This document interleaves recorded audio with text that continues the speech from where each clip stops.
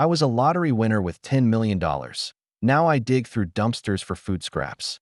My name is Sarah. I'm 34, a former teacher, and 18 months ago, I thought I'd never worry about money again. I had $6.2 million after taxes and a future. That felt bulletproof. People ask how someone goes from private jets to eating half sandwiches behind a subway. It wasn't one bad choice. It was believing money would make me special. I met someone who made me feel chosen. I said yes to everything. The house, the cars, the investments I didn't understand. Each wire transfer felt like building a dream. Each opportunity felt like proof I belonged in rooms I'd only imagined. The money disappeared faster than it came. First the house, then the car, then sleeping in storage units between boxes of designer bags I couldn't sell. The fall happened in stages, each one feeling temporary until I was holding a lottery ticket worth millions and sleeping under a freeway overpass.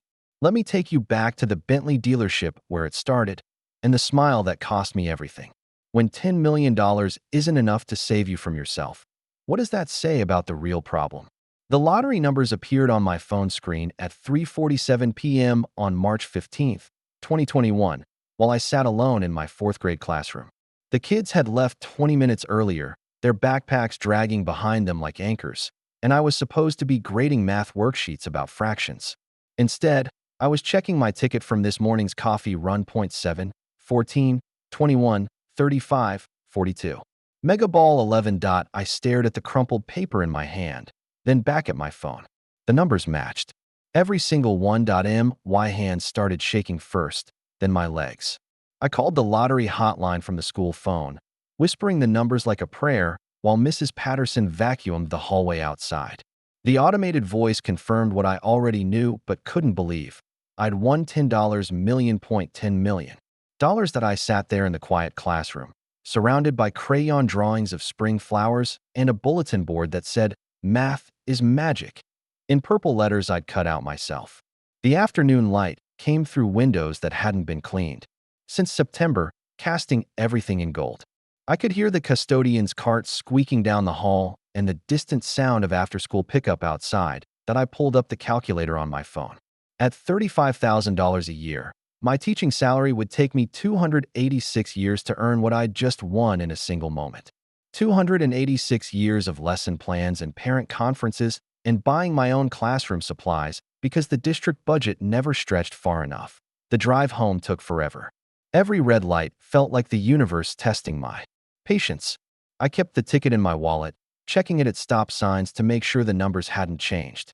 My Honda Civic made the same rattling noise it always made, but somehow it sounded different now. My apartment was exactly as I'd left it that morning. One bedroom, water stains on the ceiling above the kitchen sink, and a couch I'd bought used from Craigslist 3 years ago. I sat on that couch with the ticket in my lap, trying to understand what had just happened to my life. I called my mom first. She was at Kevin's house, watching my 3 nieces while he studied for his medical boards. "Mom," I said, and my voice cracked on that one word. "What's wrong, honey? You sound strange." "Nothing's wrong. Everything's." I stopped. "How do you tell someone you've just won more money than your family has ever seen?" "I bought a lottery ticket this morning." "Sarah Chun, you know those things are just a tax on people who can't do math." I actually laughed. "I won, Mom. I won the Mega Millions." Silence. Then, "How much?" $10 million. More silence. I could hear cartoons playing in the background and one of my nieces asking for a snack. "Are you sure?" she whispered. Finally, "I'm sure." She started crying then. Soft sounds through the phone. My mom, who worked double shifts at the hospital to help pay for Dad's medications, who clipped coupons and bought generic everything, was crying because her daughter had just changed everything. That night, I couldn't sleep. I kept getting up to check my wallet to make sure the ticket was still there. I looked around my apartment, really looked at it, and realized I didn't have to live here anymore. I didn't have to teach anymore. I didn't have to worry about anything anymore. That I made a list on the back of an envelope. Pay off Mom and Dad's house. Cover Kevin's student loans. Set up college funds for the girls. Maybe $2 million total for family stuff. That would still leave me with more money than I could spend in a lifetime. I fell asleep on the couch with the envelope in my hand and the TV still on, some late-night show playing to an empty room. For the first time in my adult life, I went to bed without setting an alarm. I didn't need to wake up for anything. The future was wide open, waiting for me to step into it. The last thing I remember thinking before I drifted off was how different everything would be tomorrow. How different I would be. I was right about that part, at least. Monday morning felt like acting in a play where everyone knew their lines but me. I stood in front of my bathroom mirror at 6:30 a.m., brushing my teeth with the same drugstore toothpaste I'd used for years, knowing I could afford the fancy kind now. Knowing I could afford anything. The drive to school was surreal. I passed the same strip mall, the same gas station, the same homeless man who always sat by the freeway on-ramp with his cardboard sign. Everything looked exactly the same, but I felt like I was watching it all through different eyes. Rich eyes. My kids were waiting in their seats when I walked into room 12, lunchboxes stacked by the door, and 23 faces turned toward me with Monday morning energy. Emma had lost another tooth over the weekend. Marcus, different Marcus, my student Marcus, was wearing the same shirt he'd worn on Friday, which meant his mom was working doubles again. "Good morning, mathematicians," I said, just like always. "Good morning, Miss Chun." They chorused back that we did fractions that day. I stood at the whiteboard drawing circles and dividing them into pieces, teaching kids how to understand parts of a whole, while I carried a secret that could buy the entire school building. When Jalen asked why we needed to learn this stuff, I almost said, because not everyone wins the lottery, but caught myself. Because math helps us understand the world, I said instead, which was my standard answer. During lunch, I sat in the faculty room with my sandwich and opened my laptop. I started researching what you're supposed to do when you win the lottery. The internet had opinions. Hire a lawyer. Hire an accountant. Don't tell anyone. Tell everyone. Take the lump sum. Take the annuity. Invest conservatively. Every article contradicted the last one. "You're quiet today," said Jennifer, the second-grade teacher who ate lunch with me most days. "Just tired," I said, which wasn't true. I felt more awake than I had in years. The Lottery Commission's website recommended a financial advisor named Robert Steinberg who specialized in sudden wealth syndrome. I called his office during my prep period. "Congratulations," he said when I told him about the ticket. His voice was calm, professional. "You'd be surprised how many people call me in your situation. The first thing we need to discuss is the difference between the lump sum and annuity payments. Lump sum would be about $6.2 million after taxes. Annuity would be $400,000 a year for 30 years, also after taxes." He recommended the annuity. "It's harder to spend it all if it comes in smaller pieces," he said, but I wanted the lump sum. I wanted it all at once, real and concrete in mine. Wednesday was parent conferences. I sat across from tired mothers and working fathers, discussing their children's progress in reading and math, while I calculated what I could buy with my winnings. The house down the street that I walked past every day and dreamed about, $450,000. I could buy it with cash. 10 of them. Miss Chun. Mrs. Rodriguez was looking at me with concern. I asked about Maria's homework completion. "Sorry," I said, snapping back to the conversation.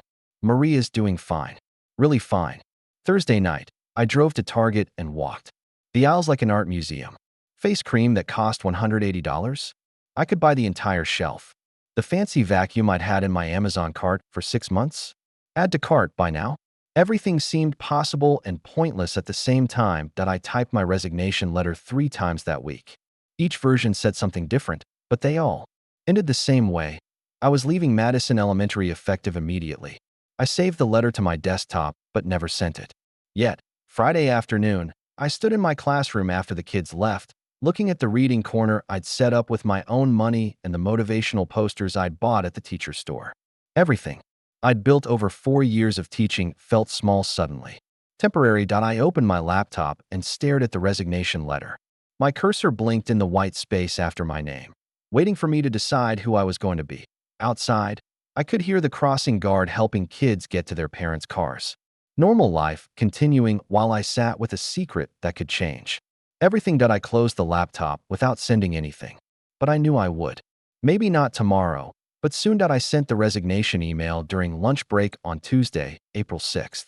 Just clicked send and closed my laptop before I could change my mind. 20 minutes later, Dr. Harrison called me down to her office. She was sitting behind her desk with my email printed out, her reading glasses perched on her nose like she was examining evidence. What's this about, Sarah? I sat in the chair across from her, the same chair where I'd interviewed for this job 4 years ago. I'm resigning. I can see that. What I can't see is why you're abandoning your students with 3 weeks left in the school year. The word abandoning hit like a slap. These kids weren't just names on a roster.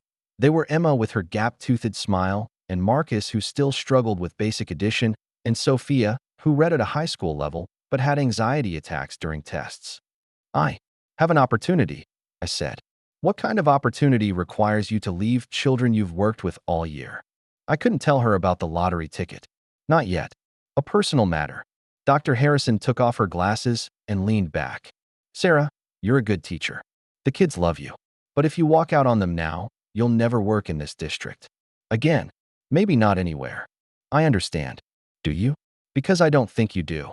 Her voice got softer, which somehow made it worse. These kids have been through enough disruption.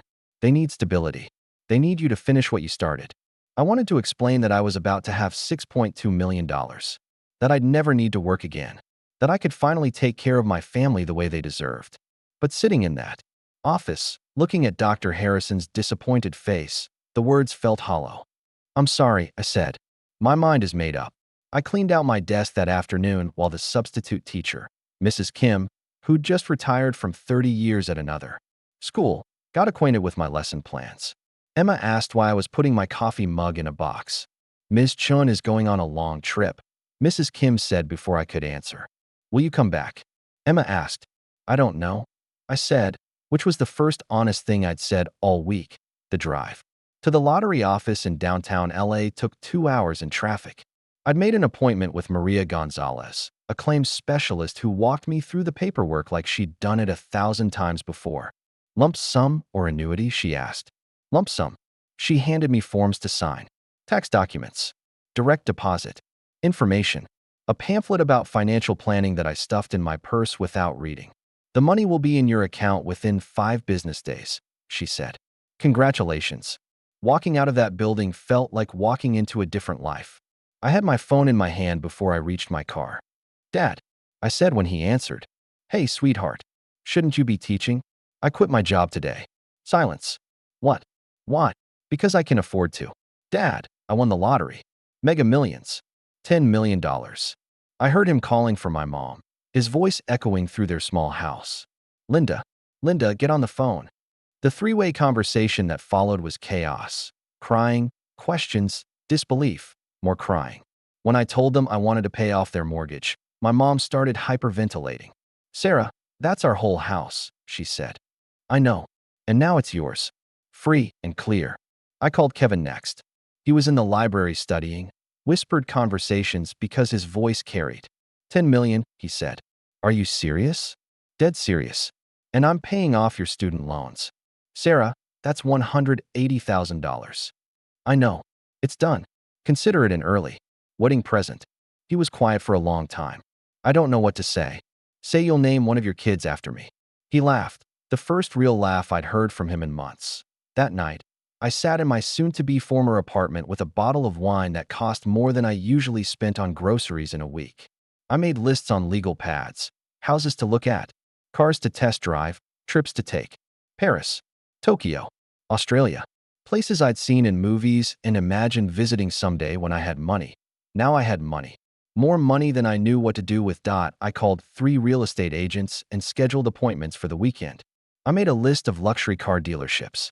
I Googled how to buy a house with cash and what rich people do for fun. The checking account balance on my phone showed $1,847.23. In 5 days, it would show millions. I fell asleep on the couch again, surrounded by printouts of million-dollar houses and luxury cars, planning a life I'd never imagined I could have. Tomorrow, I would start becoming the person I was meant to be, the person $10 million said I could afford to become. The Bentley dealership in Beverly Hills looked like a jewelry store with cars instead of diamonds. Glass everywhere, marble, floors, and vehicles that cost more than most people's houses. I walked in wearing my best dress, a $40 Target special, feeling like a fraud. Can I help you? The voice belonged to a man in his late 30s with perfect teeth and a suit that probably cost more than my monthly rent. His name tag said Marcus Rivera. I'm looking at cars. I said, which was true but incomplete. He smiled like he got paid by the watt. What kind of driving do you do? Regular driving. To work. Grocery stores. I paused. Well, I just quit my job. Congratulations. What's your new position? I won the lottery. Marcus didn't even blink. How much? 10 million. Now he looked. Interested. Really interested. Would you like to see the Continental GT? It's our most popular model for first-time luxury buyers. The car was beautiful. Cream leather, wood trim, an engine that purred like a satisfied cat. When Marcus started it up, the sound was like nothing I'd ever heard. Powerful. Expensive. Important. What do you think? He asked. How much? 180 base price. With the options package you'd want, maybe 210. $210,000 for a car. 6 times my annual teaching salary. But I had millions now, and this car felt like proof of that. Like armor against ever being ordinary again. I'll take it. Marcus's smile went supernova. Excellent choice. Let me get the paperwork started. While he printed contracts, we talked. He'd been selling luxury cars for 8 years. He understood. Cryptocurrency, had opinions about wine, new restaurants I'd only read about in magazines. When he mentioned his favorite spot in Napa, I pretended to know where that was. You should come up sometime, he said, sliding the purchase agreement across his desk. I go most weekends. Great investment opportunities up there too. Investment opportunities? Crypto mostly. NFTs. The smart money is moving digital. He leaned back in his chair, confident and relaxed. Traditional investments are for people who don't understand the new economy. I signed the papers with a hand that barely shook. $180,000 for the car, $30,000 for extended warranty and premium options I didn't understand, but he recommended. Dinner tonight? Marcus asked as he handed me the keys. To celebrate your purchase, and maybe discuss some opportunities. I looked at the keys in my palm. Heavy, expensive mine. Yes. That night, at a restaurant where appetizers cost $40, Marcus explained how people like us, newly wealthy, sophisticated, could multiply money instead of just spending it. He made me feel like I'd joined an exclusive club where regular rules didn't apply. I drove home in a car worth more than most houses, windows down, feeling like I'd finally become someone worth knowing. The house in Manhattan Beach cost $2.1 million and had an ocean view from the master bedroom. Marcus walked through it with me like he belonged there, pointing out features I wouldn't have noticed: crown molding, marble countertops, a wine cellar that could hold 500 bottles. It's perfect for entertaining, he said, standing in the kitchen. That was bigger than my entire apartment. I don't really entertain. You will now. He opened the sliding door to the deck. Can you imagine the parties we could throw here? Like it was already decided he'd be living here too. The realtor, Janet Kim, was used to cash buyers. She barely raised an eyebrow when I said I'd wire the full amount by Friday. No mortgage contingency, no inspection period. Very clean offer. Marcus moved in the following weekend, bringing his trading setup, 3 monitors, and enough computer equipment to run a small business. He set it up in the room I'd planned to use as an office. Just temporarily, he said, kissing my forehead, until we find a proper space for the restaurant. The restaurant was his latest idea, a farm-to-table concept in Santa Monica with craft cocktails and locally sourced everything. He'd found the perfect location, he said, but the lease required first year's rent up front plus renovation costs. How much? I asked. $300,000 to get started. But Sarah, this is going to revolutionize how people think about dining. We're not just serving food. We're creating an experience. I wrote the check that afternoon. My first real investment as a wealthy person. Marcus introduced me to his friends at a wine tasting in Malibu. Tech entrepreneurs, crypto traders, people who talked about disrupting industries and paradigm shifts. They were younger than me, but seemed older, sophisticated in ways I was still learning.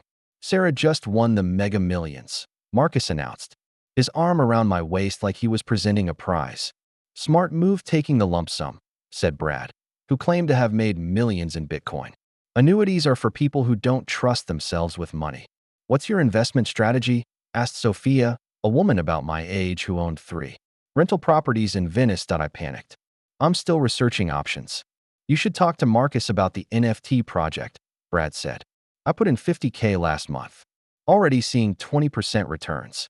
After the party, Driving home in my Bentley with Marcus in the passenger seat, I felt like I was finally living the life I was supposed to have.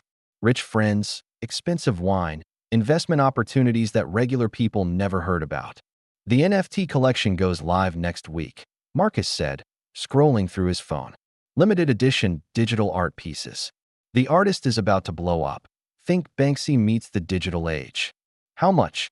Minimum buy-in is $100,000. But for something this revolutionary, I'd recommend $150,000. Really establish your position in the market. That night, I transferred $150,000 to Marcus's crypto wallet for the NFT purchase. My checking account balance dropped to $4.6 million, which still felt infinite that I fell asleep in my million-dollar house next to someone who understood money the way I'd never learned to, dreaming about art I owned but couldn't see in restaurants. That would make me rich instead of just costing me money. For the first time in my life, I felt sophisticated. BY Valentine's Day 2022. I'd learned to pronounce terroir correctly and could tell the difference between a $50 bottle of wine and a $200 one. Marcus had taught me about tannins and flavor profiles during our weekly trips to Napa, where we met other investors who spoke in code about opportunities and disruption. The restaurant still hadn't opened. The permits were more complicated than expected, Marcus explained, and the city required additional inspections that cost money but couldn't be rushed.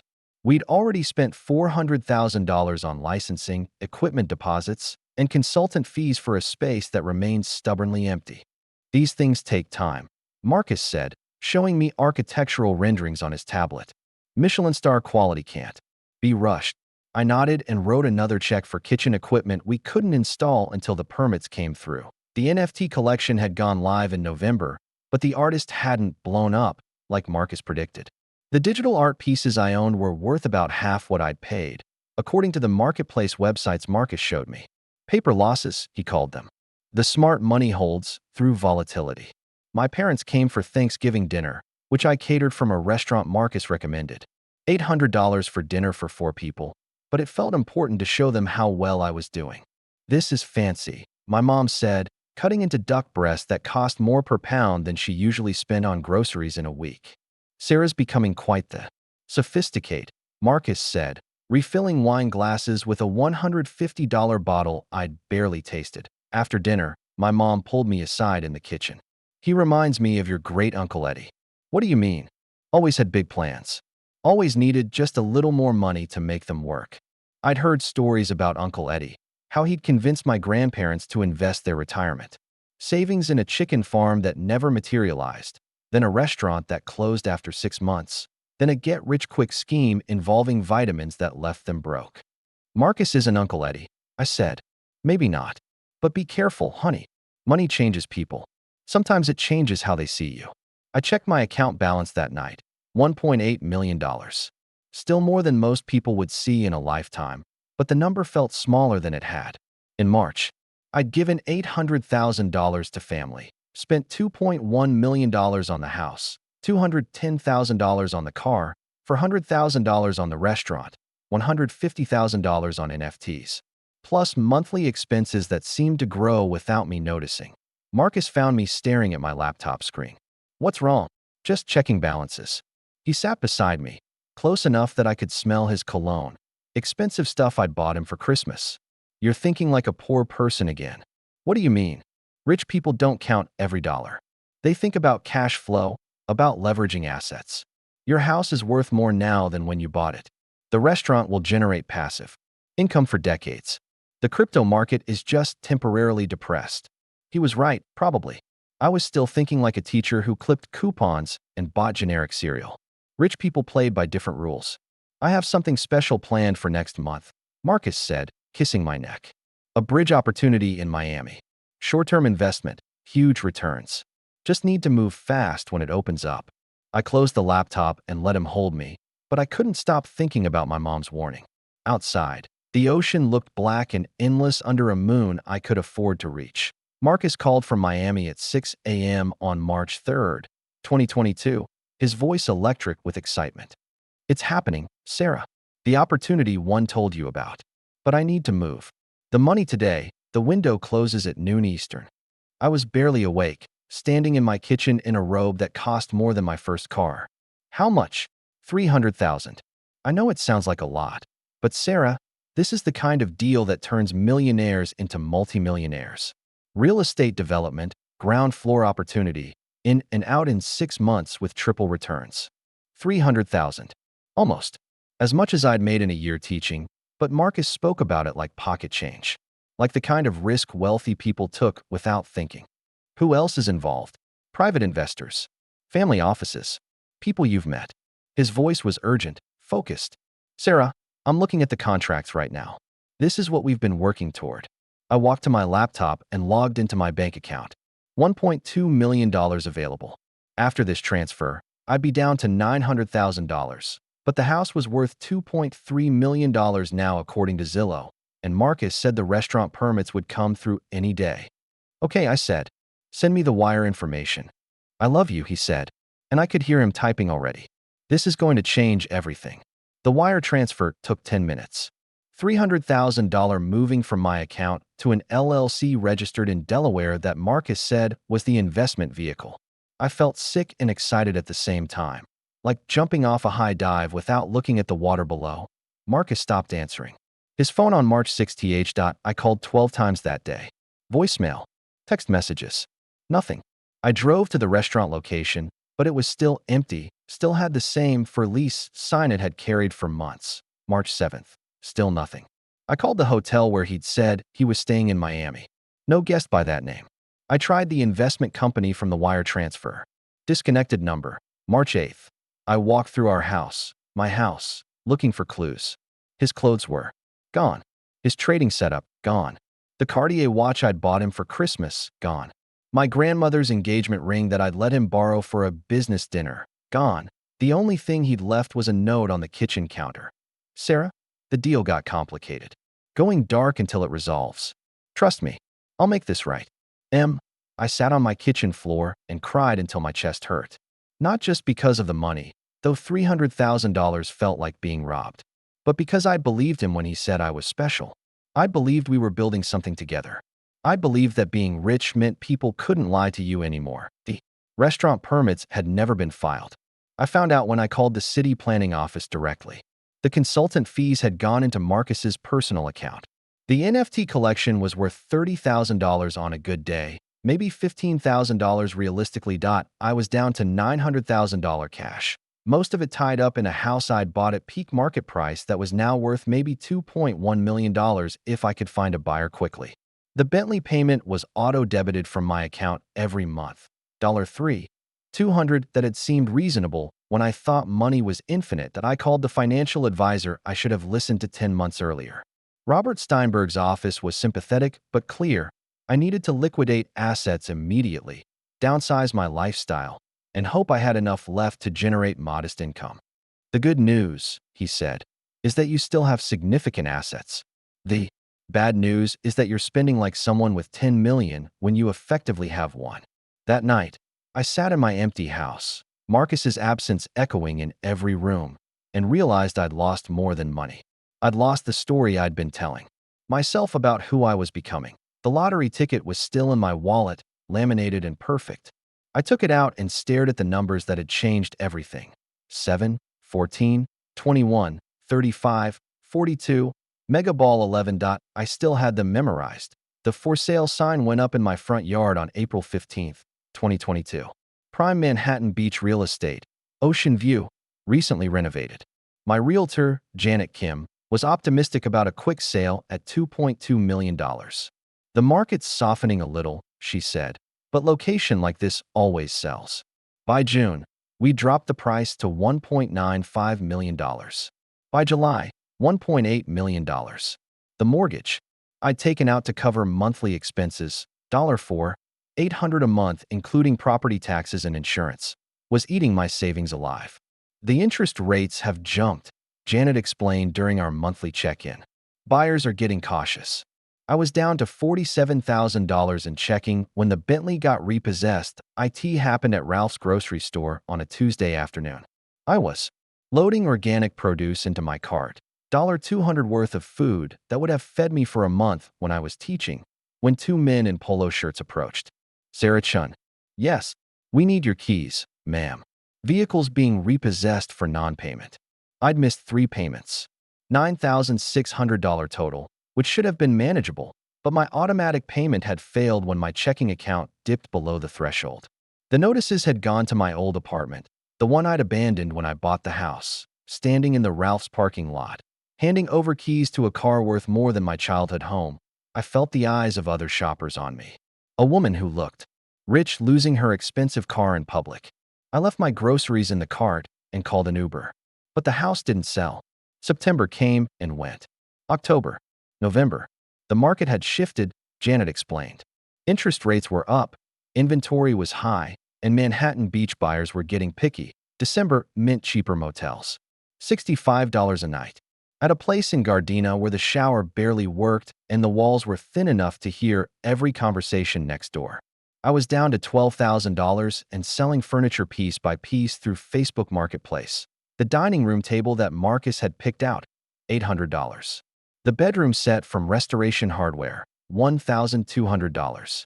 My designer clothes, barely worn, $50 for a dress. That had cost $400. January 2023 brought the final notice from the bank. Foreclosure proceedings would begin in 30 days. The house I'd bought for $2.1 million would sell at auction for whatever the bank could get. I moved into my Honda Civic on February 2nd, a year and 10 months after winning the lottery. Everything I owned fit in the back seat. 3 suitcases of clothes, a box of important documents, and a sleeping bag I'd bought at Big Five that the first night was the worst. I parked at a 24-hour Walmart, reclined the driver's seat as far as it would go, and tried to sleep while teenagers skateboarded through the parking lot and security guards walked past every hour, shining flashlights through windows. That I woke up, stiff and cold, needing to pee but not knowing where to go.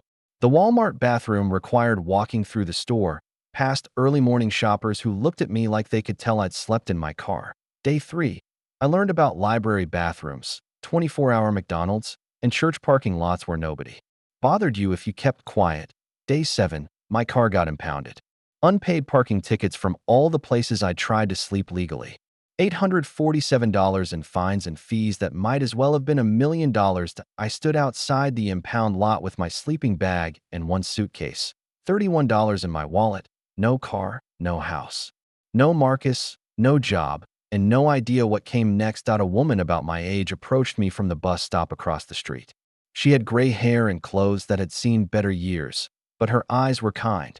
First time, she asked. What? Losing everything. You have that look. She smiled, not meanly. My name's Rita.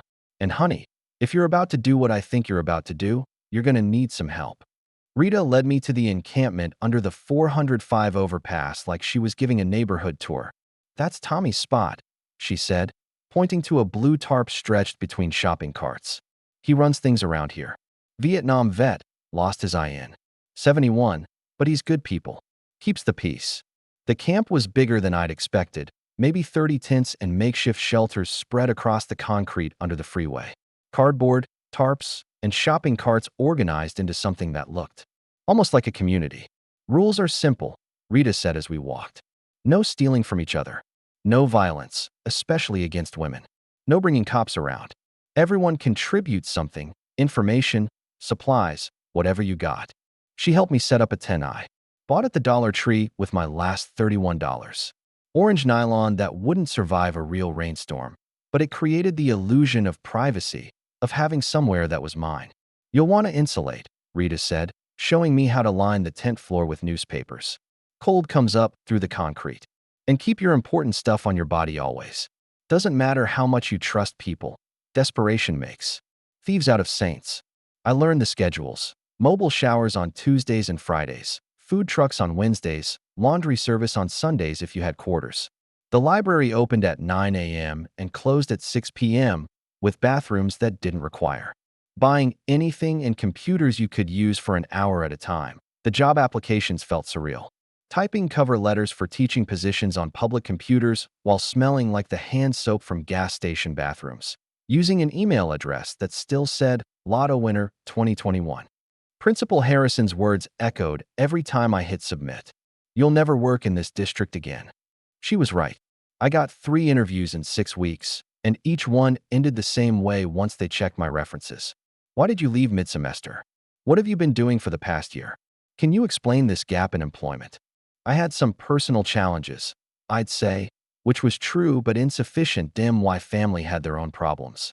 Dad's pancreatic cancer had returned, hungrier than before. The house I'd bought them was gone, sold to pay for experimental treatments that insurance wouldn't cover. Mom was working overtime at the hospital, sleeping in Kevin's guest room, and had no money left to help anyone. Kevin had changed his phone number. I found out when I called from the library, desperate enough to ask for a loan, just enough for a cheap motel room for a week. The automated voice said the number was disconnected. I understood. I'd had $10 million 18 months ago. How do you explain to your wife and kids that you're taking out loans to help someone who'd had everything and lost it through stupidity? The food bank at Sacred Heart served meals on Thursdays, and I learned to arrive early because they ran out. Standing in line with people who'd been homeless for years, months, decades, I felt like an imposter. They'd been abandoned by systems, by families, by luck. I'd abandoned myself. "You're new," said a man missing half his teeth. "What's your story?" "Lost my job," I said, which was technically true. "Yeah, me too. 15 years ago. October brought the first real rain, and I learned why everyone warned about staying dry. Wet clothes in 40-degree weather could kill you if you couldn't get warm. My Dollar Tree tent leaked from 3 different spots, and I spent one night sitting under a freeway overpass, shivering in a sleeping bag that smelled like mildew and desperation. November, I got arrested for trespassing while trying to sleep in a 24-hour Starbucks. 3 days in county jail, which was warmer than the tent but came with its own set of rules and dangers. December, Rita disappeared. One day she was there, sharing coffee made on her camp stove and teaching me which dumpsters had the best food waste, and the next day her spot was empty. Tommy said she'd gotten sick, went to the hospital, and never came back. "Happens sometimes," he said. "People just vanish. Could be jail, could be family took them in, could be worse. You don't ask too many questions out here." I sat in Rita's empty spot that night, surrounded by the detritus of her life. A broken camp stove, some moldy paperback books, and a photo of 2 kids I'd never heard her mention. Everything she owned, everything she was, reduced to garbage that no one would claim. That's when I understood I could disappear too. Not just lose my house or my car or my money, but disappear entirely. Become one of the invisible people I'd driven past for years without really seeing. The thought should have terrified me. Instead, it felt almost peaceful, like finally stopping the pretense that I was different from anyone else under this bridge. The mobile health clinic arrived every Wednesday at 10 a.m., a converted RV with Angels Medical Services painted on the side. Dr. Patel was about my mom's age, with gray-streaked hair and the kind of patience that came from seeing everything twice. "Blood pressure's elevated," she said during my 3rd visit, unwrapping the cuff from my arm. "Are you taking anything for it?" I was, when I had insurance. She made notes on a clipboard. "We can get you medication through the county program." "What did you do before?" "Before what?" "Before this." She gestured toward the tent city visible through the RV window. The question caught me off guard. Most people who worked with the homeless had learned not to ask about before. Before was painful, sometimes dangerous, usually irrelevant to the immediate needs of staying alive. "I was a teacher," I said. "What grade?" "4th." She smiled. "My daughter's in 4th grade." "What made you stop teaching?" I almost lied. Almost said budget cuts or health problems or family issues. But Dr. Patel's eyes were kind behind her wire-rimmed glasses, and I was tired of carrying the story alone. "I won the lottery," I said. $10 million. Lost it all in 18 months. Dr. Patel stopped writing. "How much?" $10 million. After taxes, about 6.2. She set down her clipboard. "That's quite a story. You don't believe me." "Actually, I do. I see this more than you'd think. Sudden wealth syndrome. People who win big, inherit money, get insurance settlements. Most of them end up worse off than they started. Why? Because money doesn't change who you are, it amplifies it. If you're insecure, you'll spend trying to buy confidence. If you're lonely, you'll spend trying to buy love. If you don't know how to say no, you'll give it all away." She picked up her pen again. "What amplified for you?" I thought about Marcus. About the Bentley, about the house I'd bought to prove I belonged somewhere I'd never fit. I wanted to be special. and the money made you feel special. For a while, until it was gone. Dr. Patel handed me a prescription form. Lisinopril, 10 milligrams.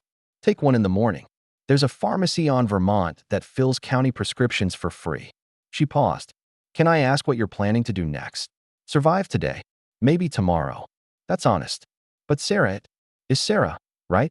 You're not like most of my patients. You have education, work history, family. You could get back on your feet if you wanted to. Maybe. Do you want to? The question followed me back to my tent, where I sat cross-legged on newspaper insulation, counting the money in my pocket. $7.43. Enough for a McDonald's cheeseburger and a cup of coffee. If I was careful, did I want to get back on my feet? The idea felt exhausting. Getting back on my feet meant paperwork and applications and interviews where I'd have to explain the gap, the choices, the stupidity. It meant admitting that I'd had everything and thrown it away for someone who never loved me. It was easier. To disappear. To let Sarah the teacher become a story I used to tell, and let Sarah the homeless woman be all that remained. Tommy found me crying that night, sitting outside my tent in the dark. Bad day, he asked. Bad year. He sat down beside me, his missing eye giving his face a lopsided sympathy. You know what I learned in Vietnam? Sometimes you gotta hit bottom before you know which way is up. What if bottom is farther down then? Then you keep falling. But eventually, everyone stops falling. Physics, can't fall forever. That night, I lay in my tent listening to the freeway traffic overhead. Thousands of people going somewhere, having somewhere to go. For the first time since Marcus left, I let myself imagine having somewhere to go to. It wasn't hope. Not yet. But it wasn't despair either. It was something in between, something that felt like possibility wrapped in newspaper insulation and hidden under a bridge where no one would think to look for it. The pneumonia started as a cough in late March 2023. The kind that rattled your ribs and left you gasping. Rita had been gone 3 months, and I'd learned to manage the camp routines alone. Food lines, shower schedules, avoiding the police sweeps that came without warning. You sound like death, Tommy said when I couldn't stop coughing during the Wednesday food distribution. By Thursday, I had a fever that made my teeth chatter. By Friday, I was coughing up blood. Dr. Patel took one look at me and called an ambulance. Harbor UCLA emergency room was chaos. Gunshot wounds, overdoses, heart attacks, and me in the corner with pneumonia and no insurance. They kept me for 5 days, for antibiotics and a real bed with clean sheets. I hadn't slept that well in months. The discharge nurse handed me prescriptions I couldn't afford and instructions to rest somewhere I didn't have. Follow up with your primary care physician, she said, not looking up from her computer. June brought my first arrest. Check fraud at a Subway where I'd tried to buy a sandwich with a check written on my closed account. I knew it would bounce, but I was hungry enough to risk it. 3 days in county jail, sharing a cell with women who taught me which public defenders actually tried and which just went through the motions. First time? Asked my cellmate, a woman named Crystal who'd been arrested for prostitution. Yeah, you'll learn. Systems designed to keep you cycling through. Easier to arrest poor people than help them. The jail had regular meals, a cot with a mattress, and showers with hot water. Part of me didn't want to leave. Dr. Patel found me at the camp in August, angrier than I'd ever seen her. You missed your appointment. I was in jail. For what? Being poor. She sat down on the concrete beside my tent. Sarah, I've been thinking about your situation. There are programs, housing assistance, job training, social services. But you have to want help. I want help. No, you want rescue. There's a difference. Rescue is someone else solving your problems. Help is you doing the work with support. She handed me a business card. Social services office. Ask for Janet Morrison. Tell her I sent you. I kept the card in my pocket for 2 weeks before I was desperate enough to use it. Christmas Eve in the emergency room felt like the bottom I'd been falling toward for 2 years. The pneumonia was back, worse this time, and I sat in a plastic chair with discharge papers that prescribed rest and medications I couldn't afford. Sarah Chun, a woman in her 50s, approached with a clipboard and tired eyes. I'm Janet Morrison, Social Services. Dr. Patel asked me to check on you. I'd called Janet's office 6 times since August. Left messages that were never returned. Sat in waiting rooms for hours only to be told she was in meetings. But here she was, working Christmas Eve, looking for someone everyone else had written off. Dr. Patel says you're interested in housing assistance. Yes. Janet sat down beside me. What would it take to get you housed? The question was so direct it caught me off guard. Not how long had I been homeless, or what led to my situation, or whether I had drug problems or mental health issues. Just what would it take? Everything, I said. I need ID, birth certificate, proof of income one don't have, first and last month's rent I can't pay, and I have a criminal record now. Okay. Janet made notes. Birth certificate, we can order that from Connecticut, takes about 6 weeks and $30. ID replacement through DMV, $40. Proof of income, we'll work on that. Criminal record, depends what it is. Check fraud. Misdemeanor? No violence. Right. We can work with that. She kept writing. First step is winter shelter program. Gets you inside. Gives you an address for applications. You interested? The winter shelter ran from December through March. 8 p.m. check-in, 6 a.m. checkout, no exceptions. Caught in a church gymnasium with 60 other people, but it was warm and dry and gave me somewhere stable to receive mail. Rules are simple, said Marcus, the shelter coordinator who shared a name with my former boyfriend, but nothing else. No drugs, no alcohol, no fighting. Miss 3 nights and you're out. Lights out at 10, up at 5:30. The first night was horrible, snoring, coughing, someone talking in their sleep about Vietnam. But the second night was easier, and by the end of the first week, I'd stopped noticing the noise. Janet worked methodically through my paperwork needs. Birth certificate ordered. DMV appointment scheduled. TB test completed at the county clinic. Background check submitted for housing assistance. Process takes time, she warned. Could be months. But you're young, no major criminal history, and you're motivated. Those things matter. February brought an interview with a housing caseworker who asked about employment history, references, and why I thought I deserved subsidized housing when. The waiting list was 3 years long. I don't know if I deserve it, I said, but I'm willing to work for it. March 15th, exactly 2 years after winning the lottery, Janet called with news. A studio apartment in San Pedro had opened up. Subsidized housing, $650 a month, available immediately. The keys felt impossibly heavy in my hand as I stood outside apartment 2B, looking at a door that would lock from the inside with me on the inside. The apartment was 400 square feet of possibilities. A Murphy bed that folded into the wall, a kitchenette with 2 burners, and a bathroom that was mine alone. I sat on the toilet for 20 minutes the first night, just because I could. Privacy was a luxury I'd forgotten existed. The subsidized housing came with requirements. Therapy twice a week, job training programs, and monthly check-ins with Janet.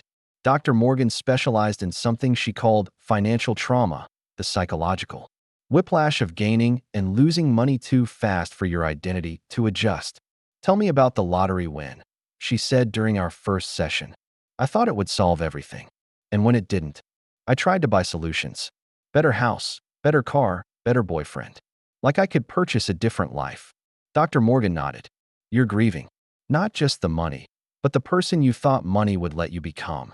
The job at Target came through a placement program for people transitioning out of homelessness. Overnight stalker, 10 p.m. to 6 a.m., $18 an hour plus overtime. Manuel, the supervisor, knew about my background, the criminal record, the homelessness, but treated me like anyone else. You show up, work hard, don't steal, we'll get along fine, he said on my first night. The work was simple. Unload trucks, stock shelves, face products so everything looked perfect for morning shoppers. Mindless but steady, and after 2 years of chaos, mindless felt like meditation. My first paycheck was $547.32 after taxes. I deposited it at a credit union that offered second-chance banking for people with bad credit histories, then sat in my car staring at the deposit slip. Money I'd earned, not won, not borrowed, not stolen. Mind that I started tutoring through the library's literacy program 3 months later. Adults working toward their GED, immigrants learning English, people who reminded me that everyone deserves a second chance to learn something new. You're a natural teacher, said Letitia, a woman my age who cleaned hotels while studying for her nursing prerequisites. You make fractions seem possible. Tutoring paid $25 an hour, and between Target and teaching, I was making about $2,900 a month. After rent, utilities, food, and therapy copays, I had maybe $200 left over. I saved every penny, hoarding money like someone who'd learned what it meant to have nothing. The savings account grew slowly. $200 the first month, $180 the second, car registration, $230 the third. Watching those numbers climb felt different than watching lottery millions disappear. This was earned increment by increment, protected by knowledge instead of optimism. Dr. Morgan helped me understand the difference. Sudden wealth is like sudden weight loss. If you don't change the underlying patterns, you return to your starting point, usually worse off. At night, I'd lie in my Murphy bed and think about my old classroom, the kids who'd be in 8th grade now, the reading corner I'd painted myself. Sometimes I cried, not dramatic tears, but quiet leaking of understanding what I'd traded away. But I was building something now. Slowly, carefully, with work instead of luck. The Facebook message appeared on a Tuesday in January 2025 from an account so new it had no photos and only one friend, me. "I'm sorry," Marcus had written. "I think about you every day. I have something of yours I want to return." I stared at the message for 3 days. Read it while brushing my teeth, during breaks at Target, sitting in my car after tutoring sessions. The cursor blinked in the reply box, waiting for an answer I couldn't give. "What do you think he has?" Dr. Morgan asked during our Thursday session. "My grandmother's ring, maybe. Or he's lying. Does it matter what he has?" The question stung because the answer was yes. Some part of me, the part that had believed his promises about Miami investments and restaurant dreams, wanted to know what he'd saved, what had mattered enough to keep. "He made me feel special," I said.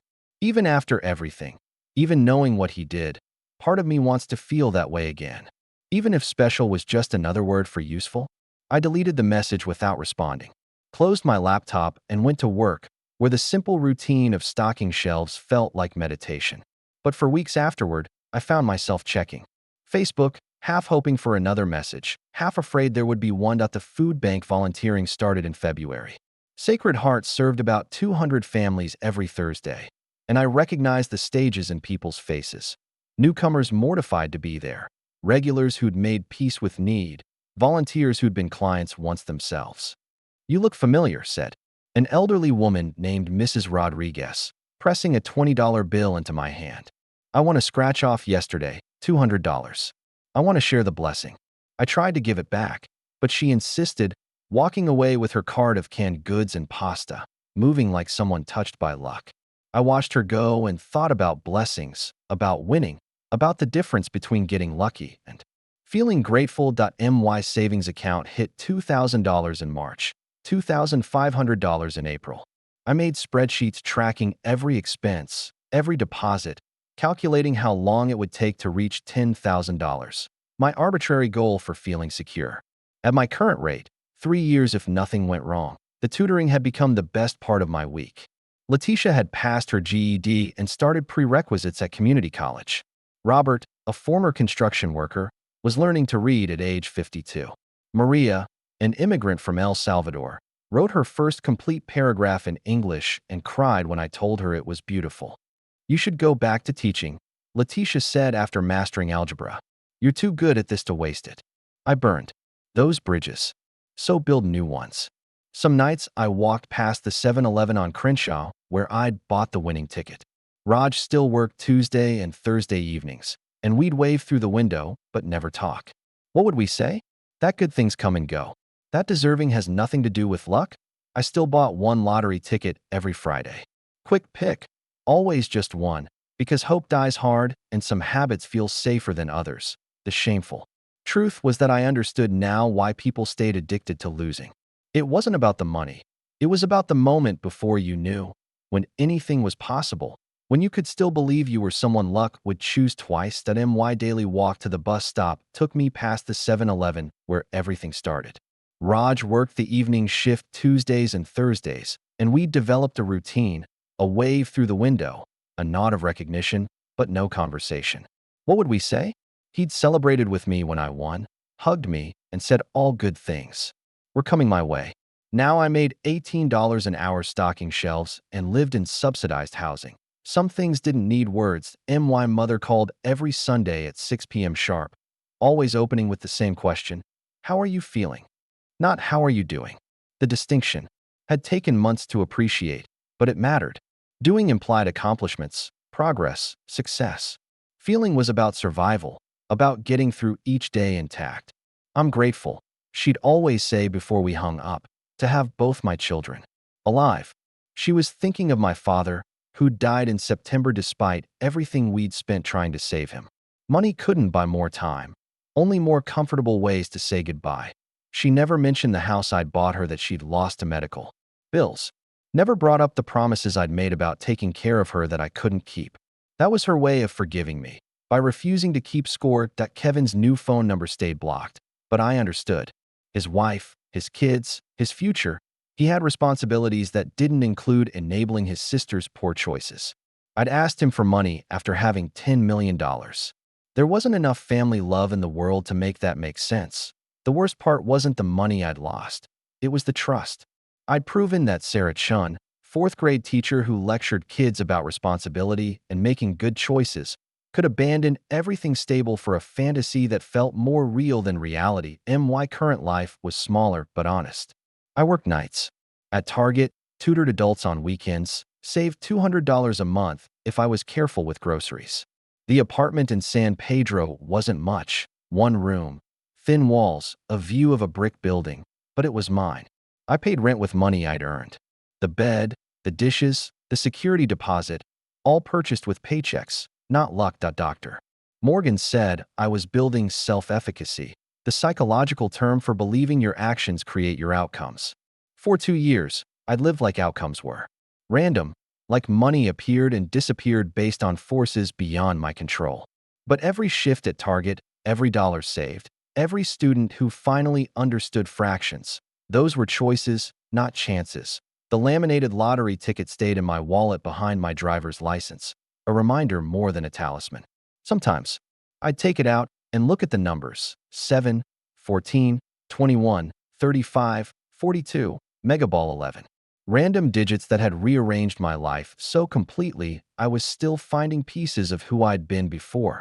People asked if I regretted buying it, if I wished I'd never won. But that was the wrong question. The money was never the problem.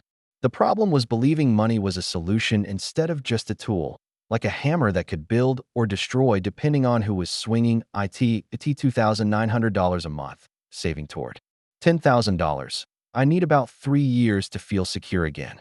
Not rich, just secure. Stable enough to maybe apply for teaching jobs, to try rebuilding what I'd walked away from. 3 years felt manageable. Honest. Real. The call from Sacred Heart came on a Tuesday morning while I was getting ready for my therapy appointment. The volunteer coordinator needed extra help for Thursday's food distribution. Their regular crew was short-staffed, and they expected a larger crowd than usual. Just sorting and bagging, she said. 4 hours, starts at noon. I'd been looking for ways to give back, to contribute something beyond my own recovery. Volunteering felt like practice for rejoining the world, for being someone who helped instead of someone who needed help. The food bank operated out of Sacred Heart Catholic Church on Gaffey Street, serving about 200 families every Thursday. The system was efficient. Families registered, received tickets, moved through stations where volunteers filled bags with produce, canned goods, bread, and whatever donations had come in that week. First time? Asked Dolores, the volunteer coordinator who'd been running the program for 15 years. Yes, ma'am. You'll start on produce. Just bag whatever looks good, about 3 pounds per family. Don't worry about perfect. These folks are grateful for anything. I spent 4 hours bagging apples, oranges, and vegetables that grocery stores couldn't sell, but families could definitely use. The work was simple, but watching the families come through taught me things about dignity I'd forgotten during my own time needing help. There were the new arrivals, mortified to be there, apologizing for taking charity. The regulars who knew the routine and chatted with volunteers like old friends. The ones who'd been coming so long they helped us set up tables and organize supplies. You're new, said an elderly woman as I handed her a bag of produce. She was maybe 70, with silver hair and clothes that had seen better years but were clean and carefully maintained. Yes, ma'am. Just started today. She smiled, digging in her purse. I want to scratch off yesterday. $200. I want to share the blessing. She pressed a $20 bill into my hand. Oh no, I can't take your money. Please. I know what it's like to need help. Now I can give some back. I watched her walk away with her cart of groceries, moving like someone who'd been touched by fortune and wanted to pass it along. The 20 felt heavy in my pocket, not because of the money, but because of what it represented. Someone who had very little, sharing what she could because sharing felt better than keeping. After my shift, I drove past the 7-Eleven on Crenshaw. Raj was working, restocking cigarettes behind the counter. We waved through the window, our usual wordless greeting. He'd sold me the ticket that changed my life, celebrated with me when I won, and now watched me drive past in my old Honda every few weeks. If anyone understood the circular nature of luck, it was probably him. The shame of it was that I still bought lottery tickets. Every Friday, one quick pick, always just one, because that felt safer than none.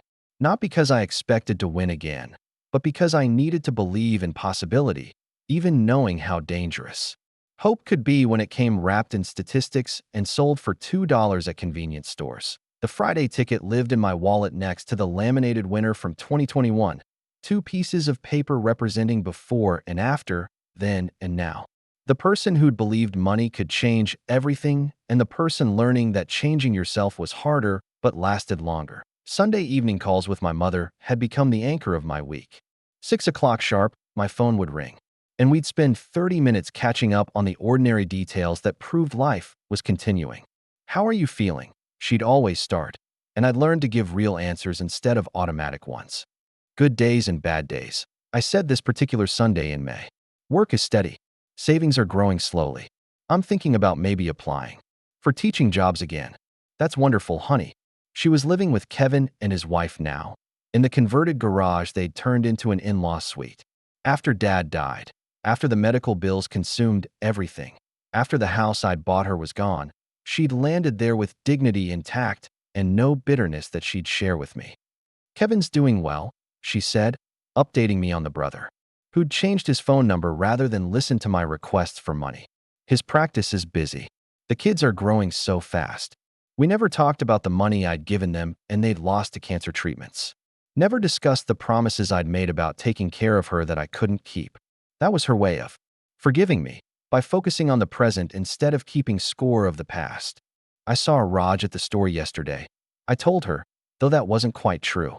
I'd driven past the 7-Eleven, seen him through the window, and waved like I did every few weeks. "That's nice, dear." She didn't ask about the lottery ticket, didn't mention the anniversary that had passed last month. 3 years since I'd won. 2 years since I'd lost everything. Some subjects were too complicated for Sunday phone calls. My current routine was small but stable. 40 hours a week at Target, plus overtime when they needed it. Weekend tutoring that paid $25 an hour and reminded me why I'd become a teacher in the first place. Monthly therapy sessions with Dr. Morgan that helped me understand the difference between temporary setbacks and permanent damage. The savings account had reached $3,200, growing by about $200 each month if I was careful with groceries and didn't have any emergencies. At this rate, I'd hit my goal of $10,000 in about 3 years, enough for a security deposit on a better apartment, maybe a reliable used car, possibly even the fees to renew my teaching certificate if any school would consider hiring me. The volunteer work at Sacred Heart had become monthly, then weekly. I knew the regular families now, understood their stories through fragments shared over produce bags and bread distribution. Maria, whose husband was undocumented and couldn't risk applying for assistance. Robert, a veteran whose disability checks didn't cover both rent and medications. Mrs. Chun, no relation, who reminded me of my grandmother and always asked about my family like we were old friends. "You should run for the school board," Letitia said after our last tutoring session. She'd completed her GED, finished prerequisite classes, and been accepted into the nursing program at El Camino College. "You understand education from both sides now." Both sides, having everything and having nothing. Most people only know one or the other. The idea was absurd. Former lottery winner turned homeless woman running for public office, but it planted itself in my imagination anyway. Maybe not school board, but something. Some way to use what I'd learned about falling and getting back up. That night, I sat in my apartment calculating monthly expenses and savings goals, planning a future that looked nothing like the dreams I'd had when numbers first matched on a March afternoon 3 years ago. The lottery ticket stayed in my wallet, laminated and fading, proof that another life had existed even if this one felt more real, that I still bought one ticket every Friday, still checked numbers with a heart that beat faster despite knowing better. Hope was a habit harder to break than spending, apparently. The laminated lottery ticket has lived in my wallet for 4 years now, tucked behind my driver's license like a memorial card for someone who used to exist. I take it out sometimes, sitting in my car after therapy, or during breaks at Target, or when I'm balancing my checkbook and wondering how someone goes from $10 million to celebrating a $3,000 savings account. The numbers are still clear. 7, 14, 21, 35, 42, Megaball 11. I have them memorized, but I look anyway, trying to understand how 6 random digits could rearrange a life so completely. I'm still finding pieces of who I was before. People ask if I regret buying it, if I wish I'd never won. That's the wrong question. The money was never the problem. The problem was believing money was a solution instead of just a tool, like a hammer that can build or destroy depending on who's swinging it and whether they know what they're doing. I know what I'm doing now. Sort of. I make $2,900 a month between Target and tutoring. Save $200 if I'm careful, $300 if I skip everything that isn't essential. At this rate, I'll have $10,000 saved in about 2 years, enough for an emergency fund, maybe a used car, possibly the fees to renew my teaching certificate. If any school would take a chance on someone who walked out on her students for a lottery win, that it's not much, but it's mine. Earned one shift at a time, one tutorial session at a time, one small decision at a time to keep building instead of gambling. The security isn't flashy, but it's real. No one can take it by promising to triple it or by making me feel special. Enough to wire it to Miami.my mother calls every Sunday, asking how I'm feeling instead of how I'm doing. She's forgiven me by refusing to keep score, by focusing on the fact that both her children are alive, even if one of them learned expensive lessons about the difference between having money and keeping it. The volunteer work at Sacred Heart has taught me that everyone has a story about chances missed and second tries. Mrs. Rodriguez, who shares scratch-off winnings with food bank volunteers. Letitia, who mapped out a 10-year plan to nursing school on notebook paper. Dr. Patel, who sees sudden wealth syndrome more often than anyone realizes and still believes people can learn from their mistakes. That I still buy one lottery ticket every Friday. Quick pick, just one, because hope dies hard and some patterns take longer to break than others. Not because I expect to win again, but because I need to believe in possibility, even knowing how dangerous hope can be when it comes with odds and costs $2 at convenience stores. The shameful truth is that I understand now why people stay addicted to losing. It's not about the money. It's about the moment before you know, when anything is possible, when you can still believe you're someone luck would choose twice. But I've learned the difference between believing in possibility and believing in magic. Possibility is Dr. Morgan helping me understand financial trauma. Magic was thinking Marcus loved me instead of my bank account. Possibility is saving $200 a month toward a future I'm building deliberately. Magic was believing $10 million would solve problems I hadn't bothered to understand. Tonight, I'll close my laptop and go to work, stocking shelves while other people sleep, earning money that adds up slowly but honestly. Tomorrow, I'll tutor adults who remind me that everyone deserves second chances, that learning never stops, that the best teachers are often people who've made spectacular mistakes and lived to explain them. The lottery ticket will stay in my wallet, proof that another life existed, evidence of how far someone can fall and still find solid ground. Not as a cautionary tale or a success story, but as something more honest, a reminder that deserving has nothing to do with luck, that good things come and go regardless of worthiness, and that the real prize is learning to build something sustainable from whatever remains after the fantasy ends.